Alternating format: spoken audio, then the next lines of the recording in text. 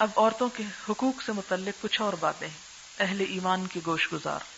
یا ایھا الذین آمنو، اے لوگو جو ایمان لائے ہو، لا یحل لکم، تمہارے لیے حلال ہی نہیں، جائز نہیں، ان ترثوا النساء کرہا، کہ تم وارث بن بیٹھو عورتوں کے زبردستی، وارث بن جاؤ زبردستی، انہیں مجبور کر کے. واو رے سے ورثہ کا روٹ ہے الف رے سے ارث، اس کا مادہ ہے یا اس کا مصدر آپ کہہ سکتے ہیں. وراثتن اور ارث، ارث کا معنی ہوتا ہے کسی شخص کی چیز کا دوسرے شخص کی طرف منتقل ہونا، کسی شخص کی ایک چیز کا دوسرے شخص کے پاس چلے جانا بغیر معاہدہ کے، کیونکہ وراثت میں کوئی معاہدہ تو نہیں ہوتا. ان ترثوا النساء کرہا، عورتوں کے زبردستی وارث مت بنو. اس کا کیا معنی ہے؟ آپ دیکھیں کہ مال ایک بے جان چیز ہے. ورثہ کا لفظی معنی کیا ہے؟ ایک چیز کا دوسری طرف منتقل ہو جانا. مثلا یہ کیا ہے؟ ایک مادی چیز ہے، اس کو میں کیا کر سکتی ہوں؟ یہاں سے اٹھا کے ادھر رکھ سکتی ہوں. یہ ایک انسان ہے، اس پر میرا جبر نہیں، میں اسے کہہ ہی سکتی ہوں کہ آپ ادھر سے ادھر چلے جائیں، لیکن اگر وہ نہ جائے تو میں اسے مجبور نہیں کر سکتی، الا یہ کہ کوئی قانونی حق ہو یا کوئی ایسی وجہ ہو. تو ایک انسان اور ایک مادی چیز میں فرق ہے. مال میں تو آپ وارث بن سکتے ہیں کسی کے، انسان میں کسی کے وارث نہیں بن سکتے. عربوں کے ہاں رواج یہ تھا کہ جب کسی عورت کا شوہر فوت ہو جاتا تھا یا کسی لڑکی کے ماں باپ فوت ہو جاتے تھے تو پھر اس کو ورثے میں بعض اوقات تقسیم کر لیتے تھے. یعنی جیسے مال تقسیم ہوتا تھا نا، ایسے ان کے بچے بھی تقسیم کر لیتے، عورتیں خاص طور پہ. یا یہ کہ وہ جو بیوہ عورت ہوتی تھی اس کے زبردستی مالک بن جاتے تھے، جیسے چاہیں ان کے ساتھ معاملہ کریں. فرمایا یہ تمہارے لیے حلال نہیں کہ تم عورت پر جبر کرو، عورت کو مال وراثت سمجھو. ہر انسان کو، خواہ وہ مرد ہو یا عورت، اللہ نے آزاد پیدا کیا ہے. تم کسی انسان سے زبردستی بگار نہیں لے سکتے. اغوا کرنا منع ہے، جبراً اس سے کوئی کام کرانا منع ہے. یہ ایک شخصی آزادی ہے جس کا اسلام نے تصور دیا کہ ہر انسان پیدائشی طور پر کیا ہے؟ آزاد ہے. اسی لیے اب کسی شخص کو ایسے ہی راہ جاتے پکڑ کر غلام بنا لینا حرام ہے. اور اسی طرح عورتوں کے بھی زبردستی وارث نہیں ہو سکتے. یعنی شوہر کے مر جانے پر گھر کے لوگ مال کی طرح عورت کے جو زبردستی وارث بن جاتے ہیں اسے اپنے استعمال میں لے آتے ہیں، اسے اپنی لونڈی غلام کی طرح رکھتے ہیں. یہ درست نہیں. یا اس کی مرضی کے بغیر اس سے نکاح کر لینا، یہ بھی اسی میں آ جاتا ہے. یہ بھی حلال نہیں کہ کسی عورت سے اس کی مرضی کے بغیر جبرن قہرن اس کا نکاح کر دینا. بعض اوقات وہ بیوہ کے ساتھ خود کر لیتے یا کسی بھائی کا کر دیتے یا کسی بھتیجے کا، یا اپنی مرضی سے جو چاہتے کرتے. اس سے منع کیا گیا. حتیٰ کہ سوتیلا بیٹا بھی مرنے والے باپ کی عورت سے نکاح کر لیتا تھا. سوتیلا بیٹا بھی باپ کی بیوی سے نکاح کر لیتا اس کے مرنے کے بعد. اس طرح وارث بن جاتے تھے. یا بعض اوقات کہیں اس کو شادی کی اجازت ہی نہیں دیتے تھے. جیسے ہمارے ہاں بھی آپ دیکھیں ہندوؤں سے جو چیز چلی آ رہی ہے وہ کیا کہ اگر کسی عورت کا شوہر فوت ہو جائے تو کیا کیا جاتا ہے اس کے ساتھ؟ اس کو شادی نہیں کرنے دیتے، کرنے ہی نہیں دیتے. اگر کوئی کرے تو وہ ان کے نزدیک کیا ہے؟ وہ عورت بہت ہی بد چلن قسم کی، برا گمان رکھتے ہیں اس کے بارے میں. اور یہ ایک ظلم ہے عورت کی آزادی کے خلاف. یہ حقیقی آزادی ہے جو اسلام نے دلوائی ہے. ہم نے آزادی کا مفہوم کچھ اور بنا لیا تو ساری عمر وہ اسی گھر میں پکڑی جکڑی رہتی.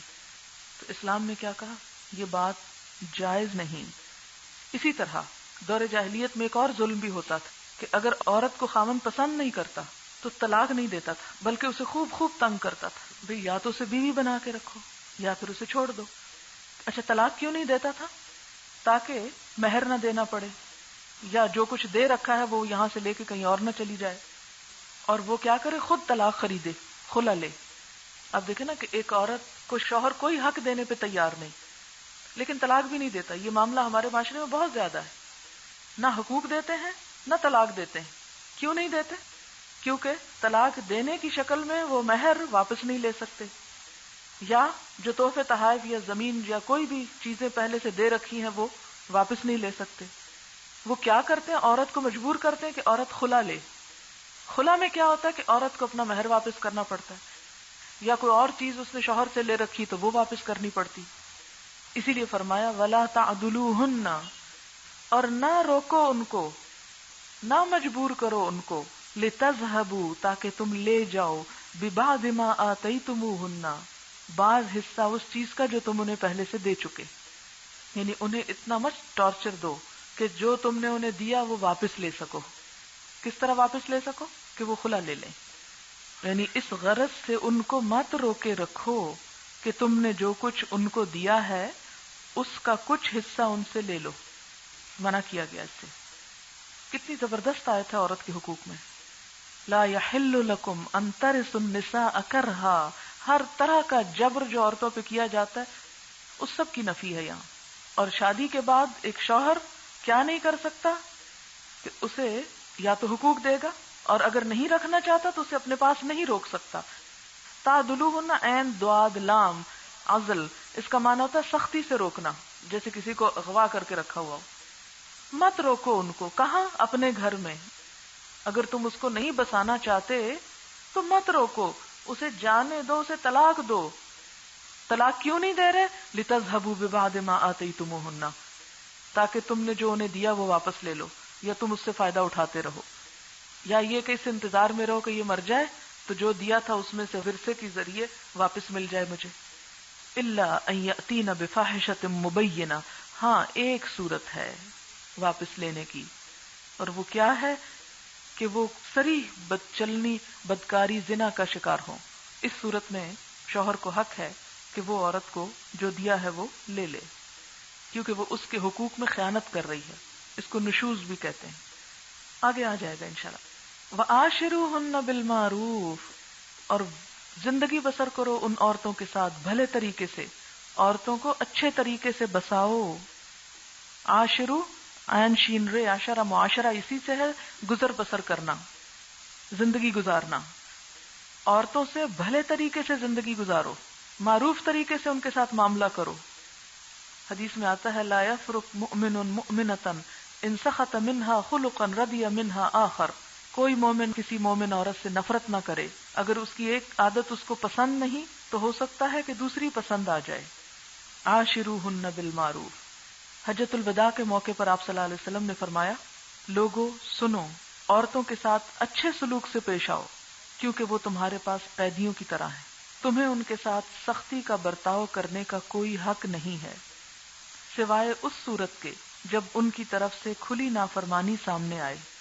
اگر وہ ایسا کر بیٹھے تو پھر خوابگاہوں میں ان سے علیحدہ رہو اور انہیں مارو، تو ایسا نہ مارنا کہ کوئی شدید چوٹ آئے، اور پھر جب وہ تمہارے کہنے پہ چلنے لگیں تو ان کو خام خواہ ستانے کے بہانے نہ ڈھونڈو۔ دیکھو سنو، تمہارے کچھ حقوق تمہاری بیویوں پر ہیں اور تمہاری بیویوں کے کچھ حقوق تم پر ہیں، ان پر تمہارا حق یہ ہے کہ وہ تمہارے بستروں کو ان لوگوں سے نہ روندوائیں جن کو تم ناپسند کرتے ہو، اور تمہارے گھروں میں ایسے لوگوں کو ہرگز نہ گھسنے دیں جن کا آنا تمہیں ناگوار ہو، اور سنو، ان کا تم پر یہ حق ہے کہ تم انہیں اچھا کھلاؤ اور اچھا پہناؤ۔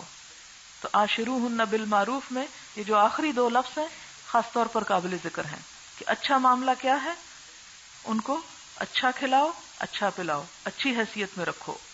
فَإِن كَرِهْتُمُوهُنَّ، پھر اگر تم ان کو ناپسند کرتے ہو، ان سے کراہت کرتے ہو، فَعَسَىٰ أَن تَكْرَهُوا شَيْئًا، تو ہو سکتا ہے کہ ایک چیز تمہیں ناپسند ہو، وَيَجْعَلَ اللَّهُ فِيهِ خَيْرًا كَثِيرًا، اور اللہ اسی میں بہت بڑی بھلائی رکھ دے۔ یعنی ہر ناموافق چیز میں کوئی نہ کوئی خیر کا پہلو بھی ضرور ہوتا ہے۔ آپ دیکھیں جیسے بہار کے موسم میں بہت مچھر ہو جاتے ہیں، لیکن اس کے ساتھ پھول بھی کھلتے ہیں۔ بعض اوقات آپ نے دیکھا ہوگا کہ بہت سی بیماریاں ابھرنے لگتی ہیں، لیکن اس کے ساتھ فضا میں ایک خاص قسم کی اور طبیعت میں خاص قسم کی چستی بھی ہوتی۔ اسی طرح گرمی میں آپ دیکھیں کہ آپ کو بہت تکلیف ہوتی، لیکن پسینہ نکلنے سے کئی بیماریاں بھی دور ہوتی، یا آپ کو کئی اچھے پھل کھانے کو ملتے ہیں جو گرمی کے بغیر پک نہیں سکتے، حتیٰ کہ آپ کی گندم نہیں پکتی۔ تو ہر تکلیف دہ چیز میں کیا ہے، کوئی نہ کوئی فائدے کی بات بھی۔ امام شافعی کا ایک مشہور قول ہے، الامر اذا ضاق اتسع، بڑا زبردست قول۔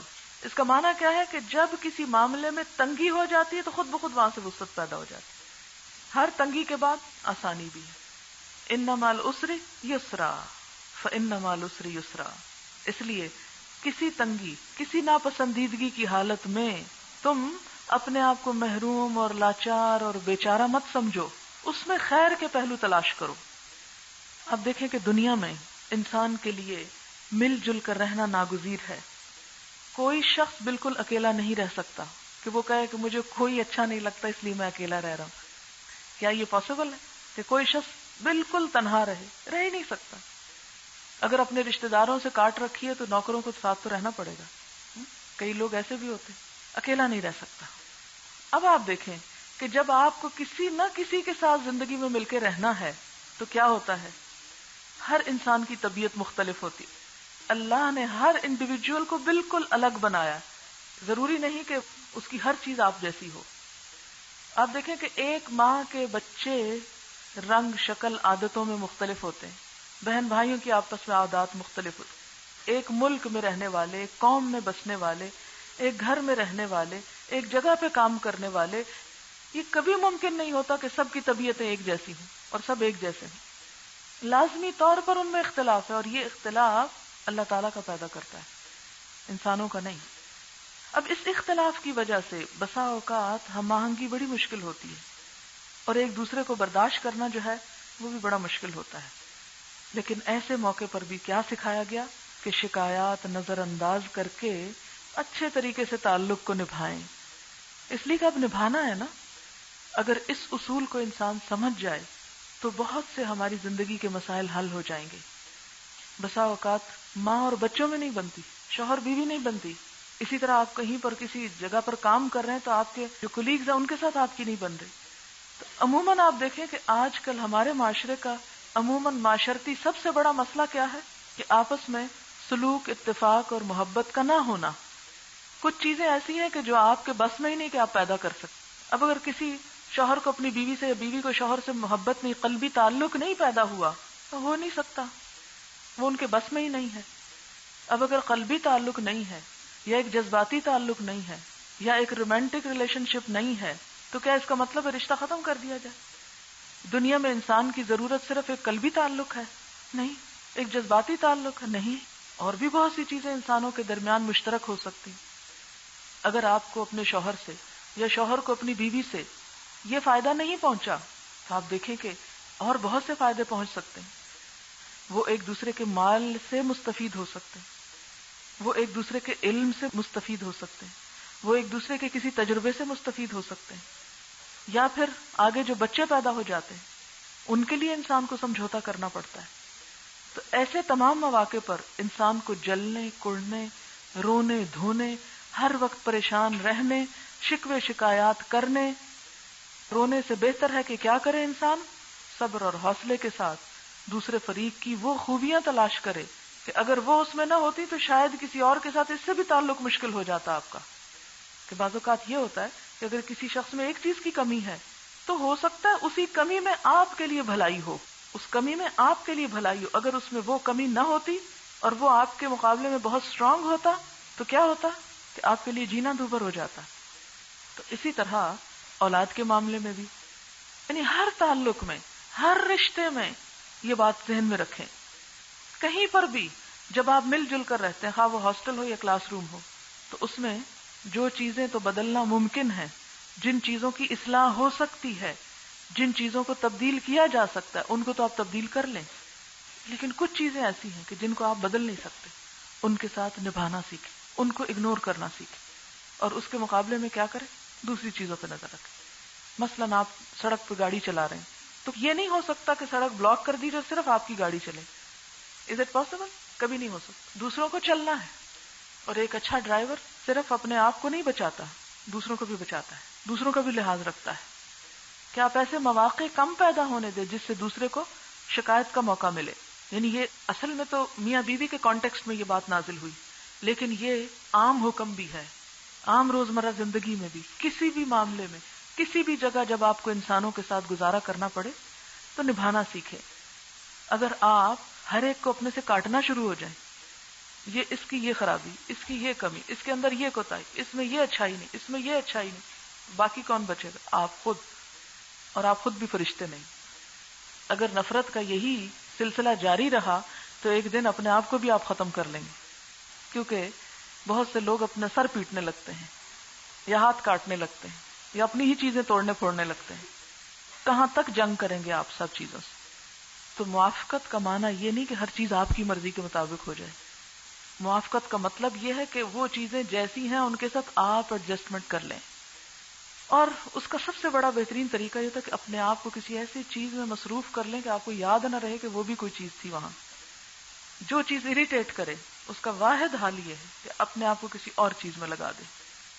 جتنا آپ فارغ ہوں گے، جتنے آپ بیکار ہوں گے، اتنے مسائل زیادہ ہوں گے آپ کے. مصروفیت کے ساتھ اور اچھی پازیٹو مفید معروف مصروفیت کے ساتھ آدھے سے زیادہ مسائل خود بخود حل ہو جاتے ہیں. اور یہ بھی اللہ تعالیٰ کی طرف سے، یہ جو اذیتیں ہوتی ہیں نا، اور یہ جو تکلیفیں ہوتی ہیں، اور یہ جو انسانوں سے پہنچنے والی، یہ بھی بسا اوقات انسان کی زندگی کا رخ موڑ دیتے. اور یہ خلاف توقع، خلاف پسند چیزیں جب پیش آتی ہیں تو انسان کے صبر کی تربیت ہوتی. انسان بسا اوقات چھوٹی چھوٹی اذیتوں سے بڑی اذیتیں سہنے کے قابل ہو جاتا ہے.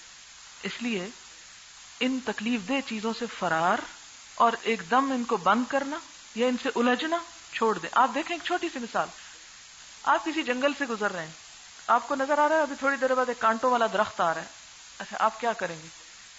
واپس چلے جائیں گے، اپنے آپ کو سمیٹنے لگ جائیں گے کہ یہاں میں نے بچ کے نکلنا ہے، کیونکہ رستہ وہی ہے، گزرنا ہی یہیں سے. اس لیے جب کبھی کوئی کانٹے دار انسان آپ کی زندگی میں داخل ہو جائے تو پھر اپنے آپ کو سمیٹنے لگے. جب آپ کو پتہ چل جاتا ہے کہ فلاں شخص بد اخلاق ہے، بد زبان ہے، زبان دراز ہے، تو اس کے پاس بیٹھ کر آپ کیا کریں گے؟ آپ بھی زبان دراز ہو جائیں گے تو معاملہ بڑا خراب ہو جائے گا. آپ خاموشی اختیار کریں گے. یہی عقل مندی، کہ اس کو موقع ہی نہ ملے آپ پہ کچھ بولنے کا. اور اگر اس نے کچھ بول دیا ہے تو آپ کیا کریں؟ چپ رہیں، اس کو خاموشی کی مار دیں. کچھ لوگ کہنے سے مرتے ہیں اور کچھ خاموشی سے مرتے ہیں، کیونکہ جن کو بہت بولنے کا شوق ہوتا ہے نا، ان کا دل چاہتا ہے دوسرے بھی بولیں. جب دوسرے نہیں بولتے تو ان کے لیے بڑی تکلیف دہ بات ہوتی. ان کو ستانا بول کے نہیں ہوتا، بولنے کو تو انجوائے کر رہے ہیں، ان کو فیول ملتا ہے. ان کو تنگ کرنا خاموشی ہوتی ہے. وَإِنْ أَرَدْتُمُ اسْتِبْدَالَ زَوْجٍ مَكَانَ زَوْجٍ، اور اگر تم ارادہ کر لو بدل لینے کا ایک بیوی کو مکان زوجن، دوسری بیوی کے، یعنی ایک بیوی کی جگہ دوسری بیوی لانا چاہو، اگر ایسا کوئی ارادہ ہو تو کیا کرو؟ پہلے کیا بتایا؟ ناپسند بھی ہے تو گزارا کرو. یہ نہیں کہ چھوٹی سی بات پر فوراً تم اس کو طلاق دے کے کچھ اور سوچو. لیکن بسا اوقات ایسا ہوتا ہے کہ باوجود پوری کوشش کے ایڈجسٹمنٹ نہیں ہو سکتی. اس کے لیے اسلام نے کیا دروازہ کھولا؟ طلاق کا دروازہ. اس صورت میں کیا کرو؟ آخری چارہ کار کے طور پر، علاج کے طور پر طلاق. یہ کیسے ہوتا ہے؟ یہ بالکل ایسے ہی جیسے اگر آپ کو چھوٹا موٹا زخم ہو گیا ہے ہاتھ میں، انگلی میں، تو آپ کیا کرتے ہیں؟ اس زخم کے ساتھ علاج کرتے ہیں نا، اس کے اوپر دوا لگاتے ہیں، پٹی لگاتے ہیں، چینج کرتے ہیں، کئی مہینے علاج کرتے رہتے ہیں. یہ تو نہیں کرتے انگلی کاٹ کے پھینک دیتے، بے وقوفی کی بات ہے نا. تو اگر آپ کے ہاتھ میں زخم ہو گیا اور گہرے سے گہرا زخم بھی ہو تو ہاتھ نہیں کاٹتے آپ. ہاتھ اس وقت کاٹتے ہیں کہ جب وہ زہر اس کا باقی بازو میں بھی پھیلنے لگ جائے اور آپ کو مارنے پہ تل جائے. بالکل اسی طرح جب تک کوئی انسان اتنا زہریلا نہ ہو جائے کہ اس کا زہر آپ کی باقی ساری زندگی کو متاثر کر رہا ہے، تو پھر اس صورت میں کیا ہے؟ پھر اس کو کاٹنے کا سوچو. ایسی صورت میں جب تم طلاق دینے کا ارادہ کر لو اور اس کی جگہ دوسری بیوی لانے کا ارادہ کر لو، تو یہاں بھی ستانے کی اجازت نہیں ہے پہلی کو، یا چڑھانے کی، یا جلانے کی، یا انتقام لینے کی، بلکہ کیا ہے؟ وَآتَيْتُمْ إِحْدَاهُنَّ قِنْطَارًا، تم ان میں سے ایک کو ڈھیر مال دے چکے ہو، ڈھیروں مال، بہت کچھ دے چکے ہو. فَلَا تَأْخُذُوا مِنْهُ شَيْئًا، تو پہلی بیوی سے جسے اب تم طلاق دے رہے ہو ایک رتی بھی واپس نہیں لے سکتے، کچھ بھی واپس نہیں لوگے، کوئی چیز واپس نہیں آئے گی. ایک صورت میں واپس لے سکتا ہے شوہر، اور وہ کیا؟ جب بیوی کیا کرے؟ الا یاتین بفاحشۃ مبینہ. لیکن اگر کسی عورت میں کوئی بدچلنی ہے ہی نہیں تو الزام لگا کے بدچلنی کا نہیں لے سکتے. اتأخذونہ بہتانا واثما مبینا، کیا تم اسے بہتان لگا کر اور سری ظلم کر کے واپس لوگے؟ یعنی کہ تمہیں لینے کی کچھ اجازت نہیں. ہاں ایک صورت ہے کہ اگر وہ بدکار عورت ہو، اب اگر وہ ہے نہیں تو تم اس کا بہانہ ڈھونڈ رہے ہو اس پہ الزام تراشی کر کے لینے کا. تو یہ ایسا کرنا کیا ہے؟ بہتان ہوگا، کھلم کھلا گناہ ہوگا. اور بہتان جو ہے وہ انسان کی سال ہا سال کی نیکیوں کو برباد کر دیتا ہے. وَكَيْفَ تَأْخُذُونَهُ، اور کس طرح تم لے سکتے ہو اس کو، اور تم لے بھی کیسے سکتے ہو اس کو. اب یہ کس کے حقوق کی پروٹیکشن ہو رہی؟ عورت کے حقوق کی. پھر کہتے ہیں اسلام نے عورت کو کوئی حق ہی نہیں دیا. اسلام کو کبھی پڑھا ہو تو پتا ہو. وَكَيْفَ تَأْخُذُونَهُ، اور کس طرح تم اس سے لے سکتے ہو، لے بھی کیسے سکتے ہو، تمہاری جرت بھی کیا کہ لو. وَقَدْ أَفْضَى بَعْضُكُمْ إِلَى بَعْضٍ، حالانکہ لطف اندوز ہو چکے تم میں سے بعض سے، یعنی تم اس بیوی سے فائدہ اٹھا چکے ہو، اس کے جسم سے فائدہ اٹھا چکے ہو، اس کے حسن سے فائدہ اٹھا چکے ہو. افضاء کا جو لفظ ہے نا، افضاء کا جو مصدر ہے افضاء، اس کا لفظی معنی ہوتا ہے مرد اور عورت کا تنہائی میں ملنا، خلوت جس کو بولتے ہیں، خلوت صحیحہ، یعنی مباشرت ہو چکی تمہاری اس سے. وَأَخَذْنَ مِنْكُمْ مِيثَاقًا غَلِيظًا، اور وہ لے چکی تم سے پکا وعدہ. یہ میثاقاً غلیظہ کیا ہے؟ نکاح. کیا پکا وعدہ لے چکی ہیں؟ نکاح کے وقت انہوں نے عہد لیا تھا تم سے کہ یا اچھے طریقے سے آباد کرو گے یا اچھے طریقے سے رخصت کرو گے. فَأَمْسِكُوهُنَّ بِمَعْرُوفٍ أَوْ سَرِّحُوهُنَّ بِمَعْرُوف، بھلے طریقے سے رکھنا یا بھلے طریقے سے رخصت کرنا. نکاح میں کہیں نہیں لکھا ہوا کہ نکاح کر کے عورت کو ذلیل و خوار کرنے لگ جانا، اس کو ستانا اور پریشان کرنا. اگر تمہاری بن رہی ہے تو سب حقوق دو، نہیں بن رہی تو الگ کر دو، اسے معلق مت کرو. وَأَخَذْنَ مِنْكُمْ مِيثَاقًا غَلِيظًا، اور انہوں نے تم سے پختہ عہد لیا تھا کہ تم ان کے ساتھ اچھا سلوک کرو گے.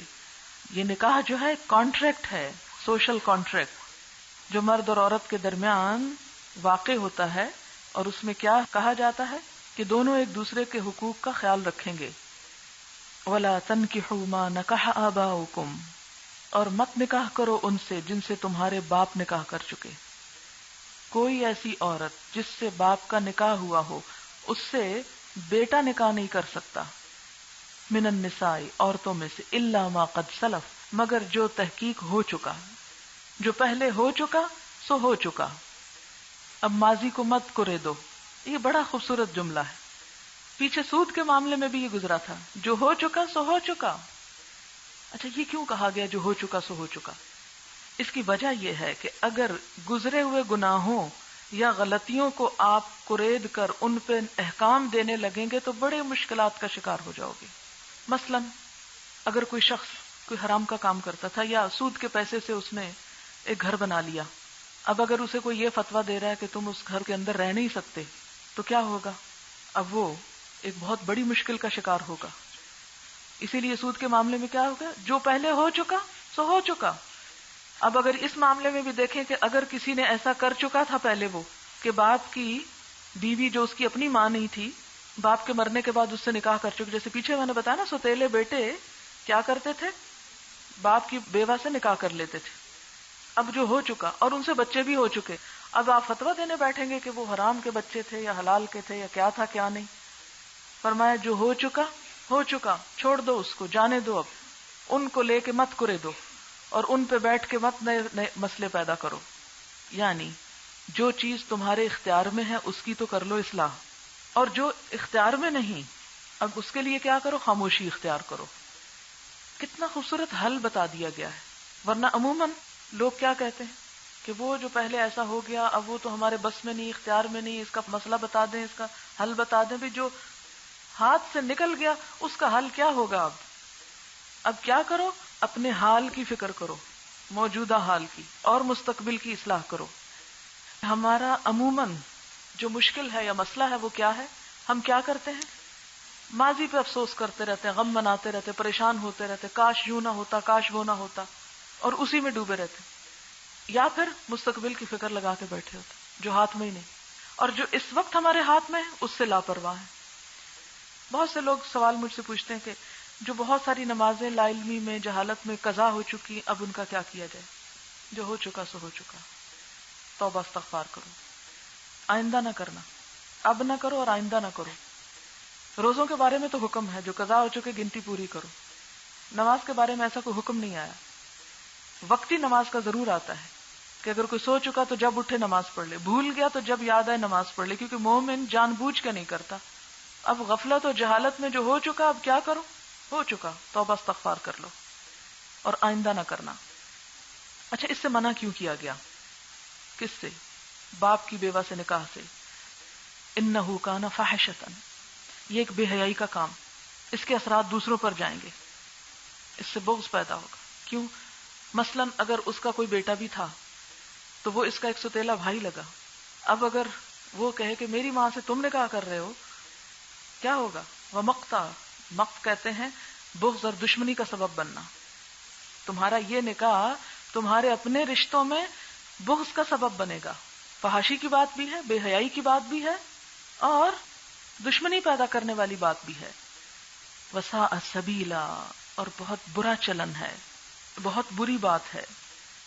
اسلامی قانون میں یہ فوجداری جرم ہے، اور پولیس کے دست اندازی یا پولیس کے ماتحت ہے کہ پولیس اس میں مداخلت کر کے پکڑ سکتی ہے کسی کو اگر کوئی ایسا کر لے. اگر کسی کو پتا چلے کہ اس نے ایسا کیا ہے تو پولیس جا کے اسے گرفتار کر سکتی ہے. مسند احمد میں روایات ملتی کہ نبی صلی اللہ علیہ وسلم نے اس جرم کا ارتکاب کرنے والوں کو موت اور ضبطی جائیداد کی سزا دی. حضور صلی اللہ علیہ وسلم نے یہ قاعدہ ارشاد فرمایا تھا کہ جو شخص محرمات میں سے کسی کے ساتھ زنا کرے اسے قتل کر دو. یہ بہت شدید قسم کا جرم ہے. اور پھر اس کے بعد محرمات کی تفصیل بتائی گئی جو یہاں سے شروع ہو کر 5ویں پارے کے آگے کئی آیات تک چلتی ہے. وآخر دعوانا ان الحمدللہ رب العالمین. سبحانک اللہم وبحمدک نشہد ان لا الہ الا انت نستغفرک ونتوب الیک. والسلام علیکم ورحمۃ اللہ وبرکاتہ.